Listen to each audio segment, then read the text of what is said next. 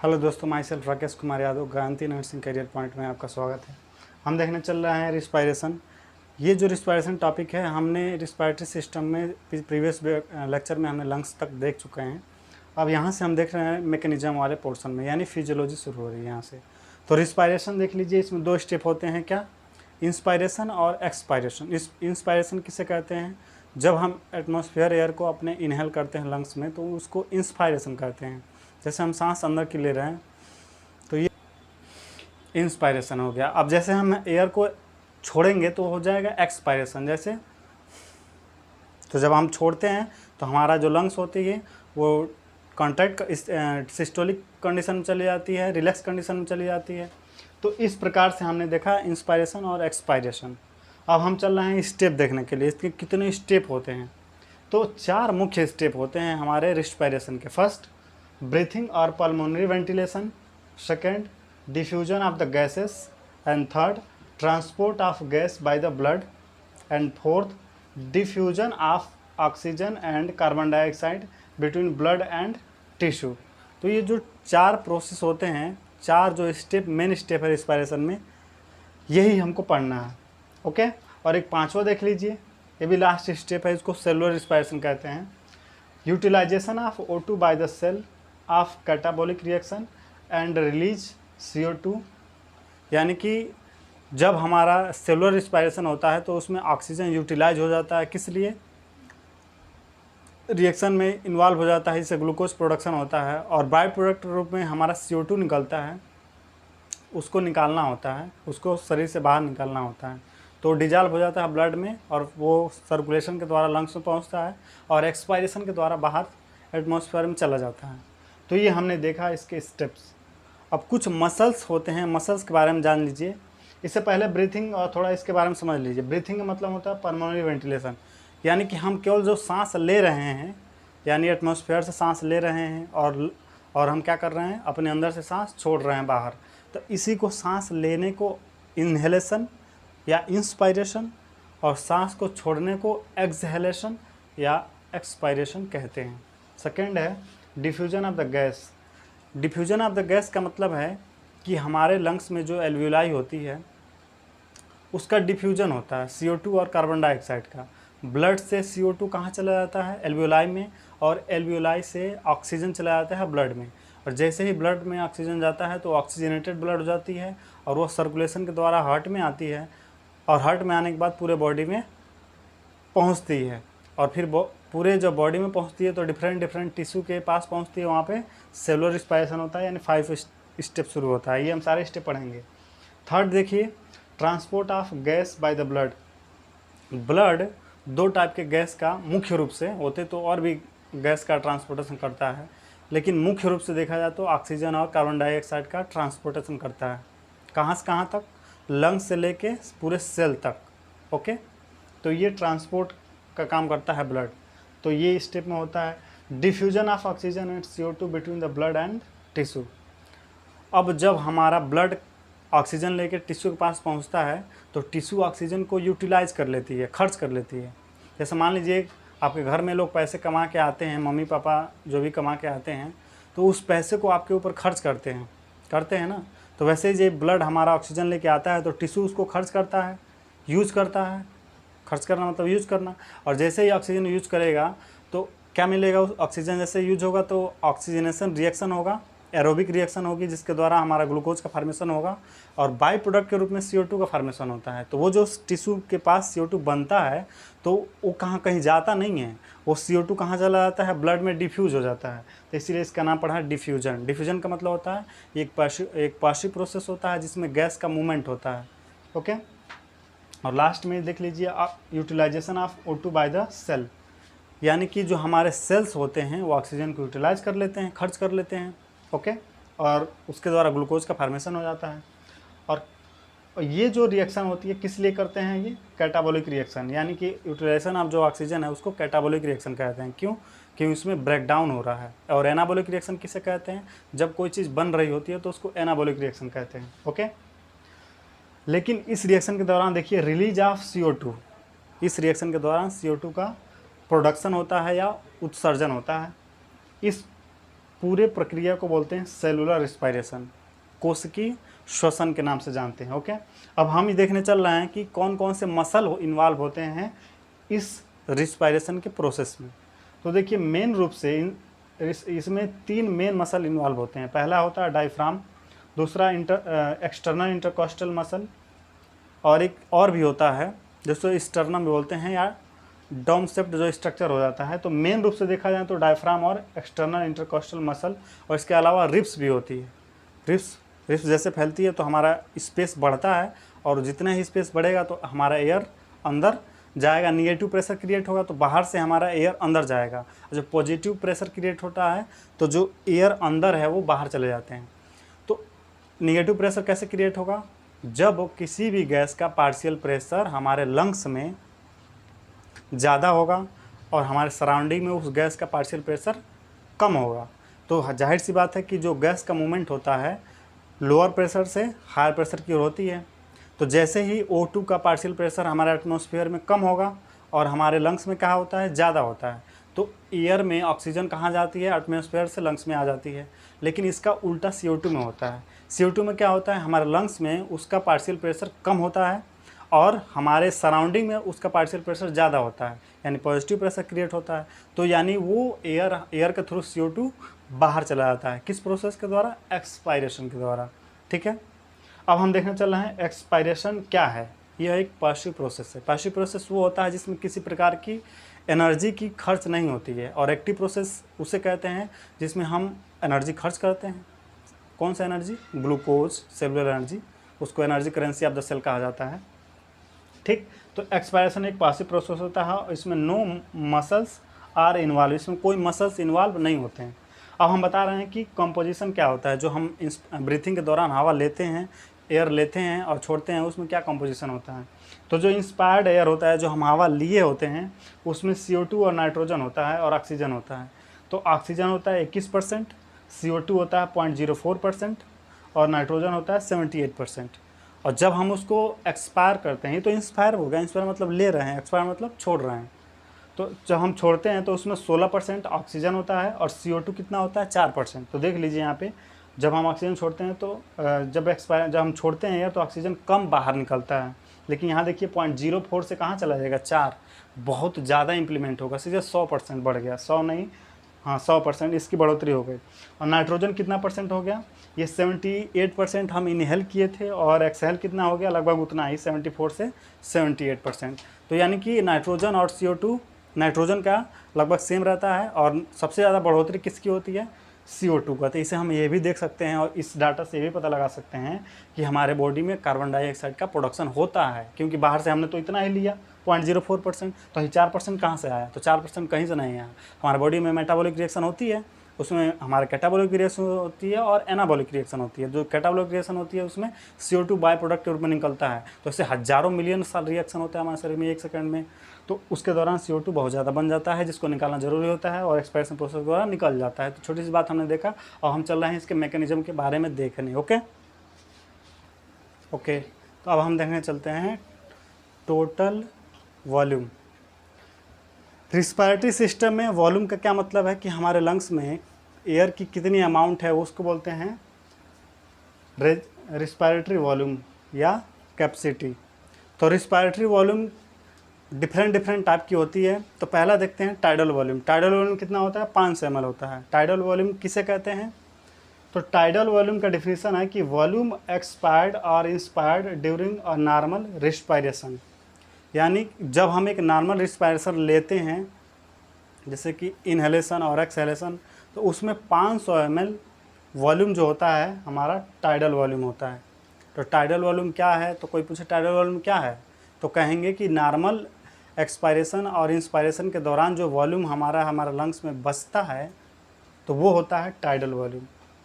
उसके बाद देखते हैं इंस्पायरेटरी रिजर्व वॉल्यूम, यानी कि IRV। ये कितना होता है? ये होता है 2500 ml से 3000 ml तक। ओके, 2500 से 3000 ml तक। ये कौन सा वॉल्यूम होता है? कह रहा है कि additional volume of air a person can expired by a forceful inspiration, यानी कि फोर्सफुली एक इंस्पायरेशन के, तो जो हमारा इंस्पायरेटरी रिजर्व वॉल्यूम होता है वो 2500 से 3000 ml होता है। तो याद कर लीजिए कि जब हम फोर्सफुली इंस्पायरेशन करते हैं, जैसे प्राणायाम योगायाम करते हैं ना, तो पूरे फोर्स के साथ सांस अंदर लेते हैं,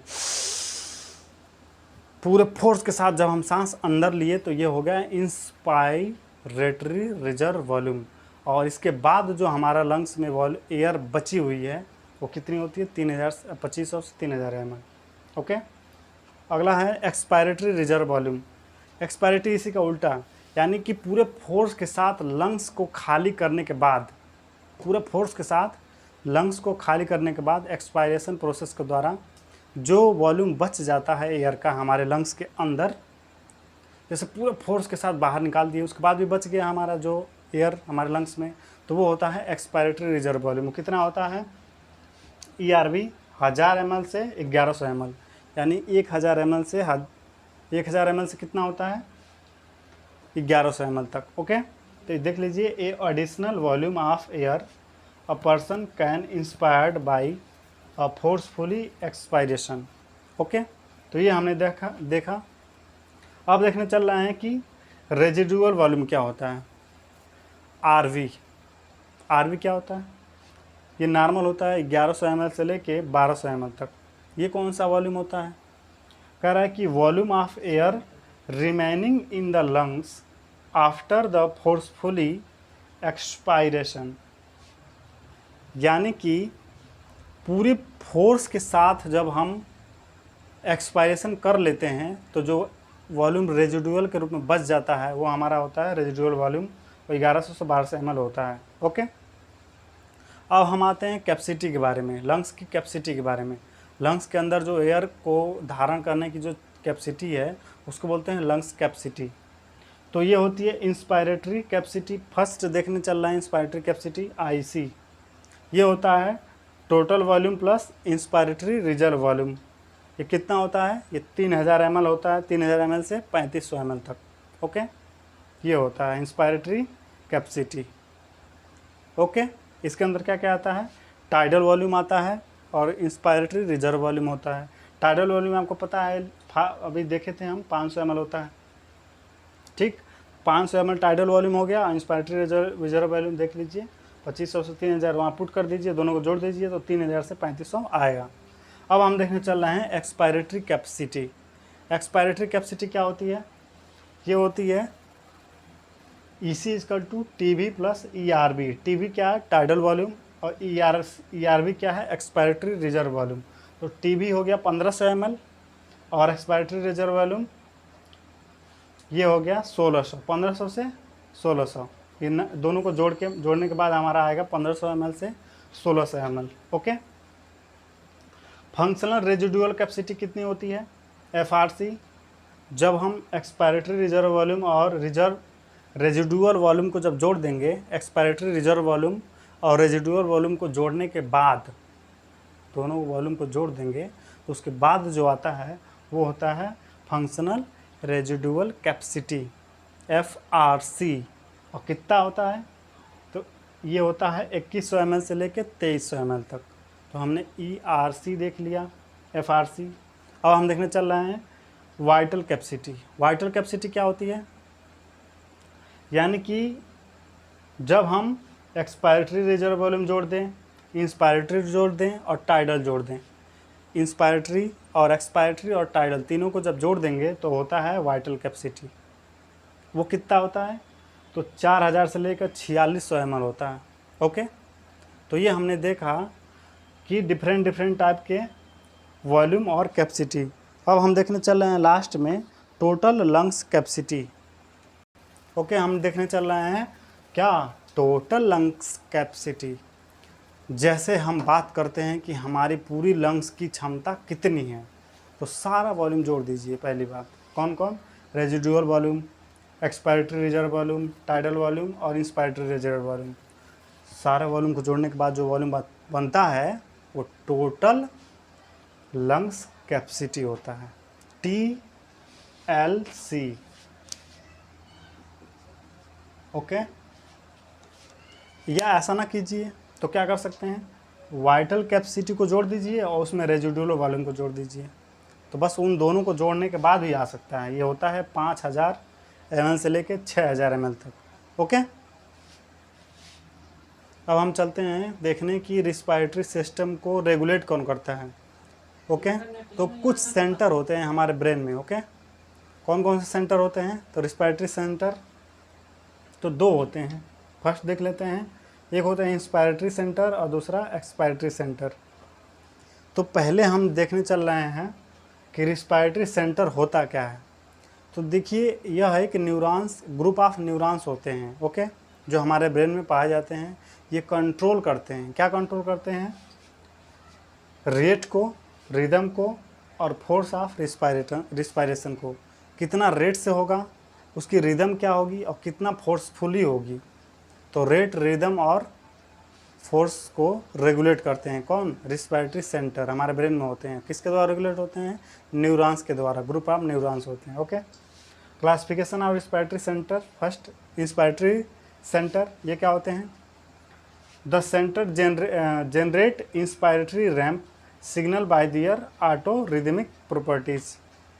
it is responsible for the normal rhythm of respiration. जो इंस्पायरेटरी सेंटर होता है, नॉर्मल जो इंस्पायरेशन होता है, जैसे हम सांस अंदर लेते हैं, उसको रेगुलेट करने का काम करता है। और ये ऑटो रेगुलेटेड होता है। ठीक है, हमको कंट्रोल करने की ज़रूरत नहीं है। रिस्पायरेशन की प्रोसेस में हम हस्तक्षेप नहीं होते हैं, नहीं कर सकते हैं। कैसे? क्योंकि ये वॉलंटरी प्रोसेस तो है नहीं, ये इनवॉलंटरी प्रोसेस है। ओके, अब हम देखने चल रहे हैं एक्सपायरेटरी सेंटर। ये क्या होते हैं? नॉर्मली एक्सपायरेटरी सेंटर जो होते हैं वो इनएक्टिव होते हैं। कब? During breathing. जब नॉर्मल हम ब्रीथिंग लेते हैं तो इनएक्टिव होते हैं। And active during the forcefully breathing. जब हम बहुत तेज़ी से फोर्स के साथ ब्रीथिंग करने लगते हैं तब ये एक्टिव होते हैं। कौन? Expiratory centre. और ये inspiratory centre normally auto regulated होते हैं। ओके, अब होते हैं पोंटिक सेंटर। ये पोंटिक सेंटर क्या है? It is the situated in the pons region में इस सिचुएटेड होते हैं। काम क्या होता है? इसमें दो पार्ट होते हैं। पहला पार्ट होते हैं एपनियोस्टिक सेंटर। ये क्या करते हैं? एपनियोस्टिक सेंटर ये बढ़ा देते हैं, increase the depth of the inspiration. Deepness of inspiration को बढ़ा देते हैं, गहरी सांस लेते हैं गहरी मुद्रा में। ओके, दूसरे से होते हैं निमोटैक्सिक सेंटर। ओके, निमोटैक्सिक सेंटर क्या होते हैं? ये करते हैं, इंक्रीज कर देते हैं क्या? रिस्पायरेशन की रेट को। कैसे इंक्रीज कर देते हैं? By the decreasing the duration of inspiration. Inspiration की ड्यूरेशन को घटा देते हैं और रेट को बढ़ा देते हैं। कौन? निमोटैक्सिक सेंटर। ओके, तो ये हम देख लिए कंट्रोल। ओके, नेक्स्ट अब हम देखने चल रहे हैं कुछ टर्म्स और कुछ रिलेटेड डिसऑर्डर। ओके, इसकी जो मेन डिसऑर्डर है वो हम पढ़ेंगे, लेकिन उसके पहले कुछ हम जान लेते हैं बेसिक टर्म। क्या है? पहला है एपनिया। ये एपनिया क्या है?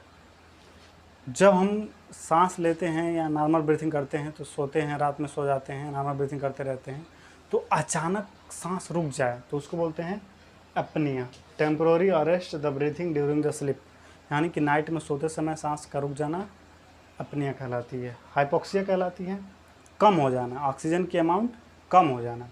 Reduce the availability of oxygen to the tissue को उचित मात्रा में ऑक्सीजन की सप्लाई न मिलना क्या कहलाता है? हाइपोक्सिया।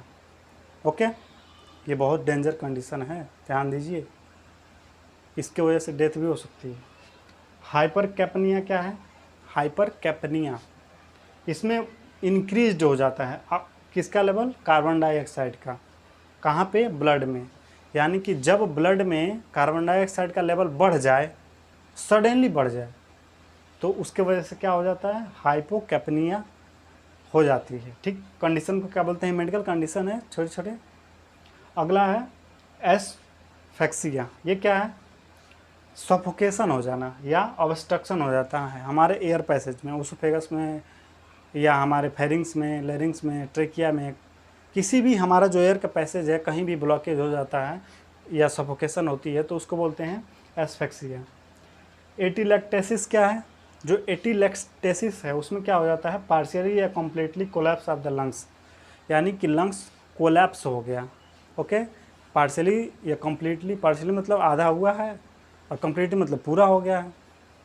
तो ये होते हैं atelectasis. Collapse of the lungs is called atelectasis. Okay. Asthma क्या होती है? अस्थमा, बहुत ध्यान से सुन लीजिए अस्थमा के बारे में, क्योंकि मोस्ट डेंजरस डिजीज होता है हमारे विलेज एरिया में। ओके। अस्थमा और एम्फीसिमा बहुत चरम सीमा पर चल रहा है। ठीक। तो अस्थमा में क्या होता है? Difficulty in breathing due to the inflammation of bronchi and bronchioles. हमारे ब्रोंकाई और ब्रोंक्यूल्स लंग्स में पाए जाते हैं, तो उनमें क्या हो जाता है? इन्फ्लेमेशन हो जाता है, जिसको हम बोलते हैं अस्थमा। तो ब्रोंकाई और ब्रोंक्यूल्स में इन्फ्लेमेशन को हम क्या बोलते हैं? अस्थमा बोलते हैं। और एम्फीसिमा ये क्या है?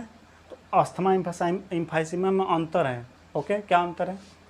तो जो एल्वियोलर के जो वाल हैं, हमारे स्ट्रक्चरल फंक्शनल यूनिट लंग्स के होते हैं, पता है, इतना वीडियो हाँ प्रीवियस लेक्चर में देखिएगा, सब पढ़ाए हैं। तो जो एल्वियोलर के जो वाल हैं उनमें क्या हो जाता है? डैमेज हो जाते हैं। क्यों डैमेज हो जाते हैं?